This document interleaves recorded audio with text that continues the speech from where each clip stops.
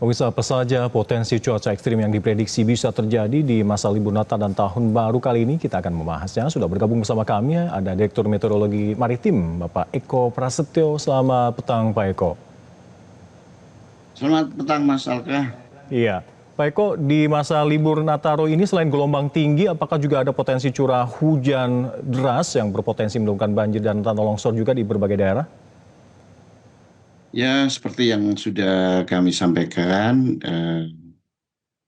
bahwasanya saat ini di bulan Desember, akhir Desember dan awal Januari, ada potensi hujan lebat dengan diikuti oleh angin kencang. Ini tentunya perlu menjadi kewaspadaan kita bersama untuk menyiapkan langkah-langkah adaptif dan juga mitigasinya. Demikian, Mas Alka. Pak Eko, untuk gelombang tinggi ekstrim sendiri terjadi di perairan mana saja selama periode Natal dan Tahun Baru sehingga masyarakat perlu mewaspadai akan hal ini? Ya, terkait dengan potensi gelombang tinggi, saat ini kan kita juga sedang mendapatkan fase angin baratan ya. Angin baratan ini ditandai dengan ciri-ciri diantaranya bertiup dengan kencang hingga sangat kencang.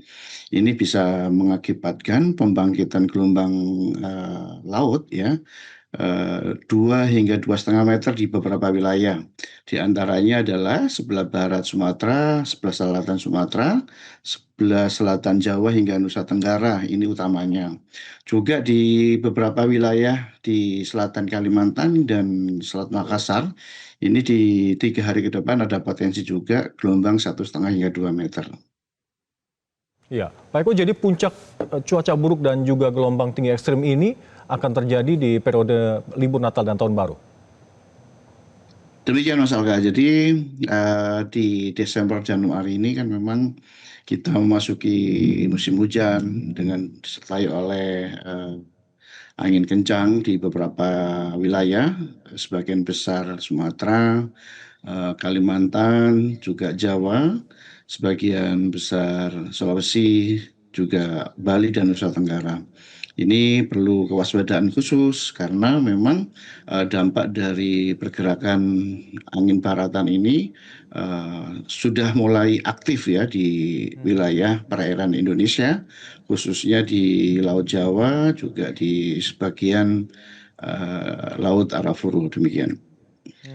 Jadi ancaman gelombang tinggi akan mengarah di sejumlah perairan khususnya di pelabuhan-pelabuhan penyeberangan, Pak, seperti Merak di Selat Sunda. Ya. Kapankah ini berangsur-angsur kembali normal, Pak? Untuk penyeberangan ini kan kita pantau tidak dalam jangka panjang ya, tapi setiap 1 jaman ini Mas Alka. Oke. Kita monitor melalui automatic weather station yang terpasang di pelabuhan di sekitar Selat Sunda. Di antaranya adalah di Pelabuhan Merak, kemudian Pelabuhan Ciwandan, juga di Pelabuhan Bakahuni, juga di Pelabuhan Panjang Lampung. Ini menjadi alat monitoring kita.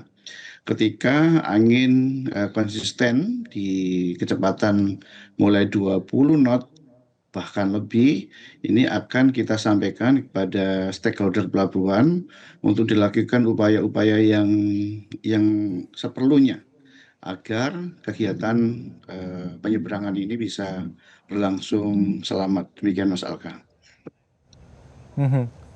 Iya. Pak, bagaimana masyarakat ini bisa memantau perkembangan terkini tinggi gelombang secara real time agar mereka tetap aman dan nyaman dalam perjalanan? Ya, masyarakat bisa mengakses Inawis BMKG ya. Di situ ada informasi prediksi tinggi gelombang laut, prediksi arah dan kecepatan angin, juga prediksi arus laut. Juga ada alat observasi yang bisa kita akses di situ. Ada radar cuaca, ada radar maritim, ada satelit cuaca. Mudah-mudahan masyarakat tidak kesulitan untuk memahaminya ya. Jika kesulitan, langsung saja tanya ke BMKG terdekat atau kepada service center dari BMKG ya. Demikian. Baik, terima kasih Bapak Eko Prasetyo, Direktur Meteorologi Maritim dari BMKG telah bergabung bersama kami. Salam sehat selalu, Pak Eko. Jelajahi cara baru mendapatkan informasi. Download Metro TV Extend sekarang.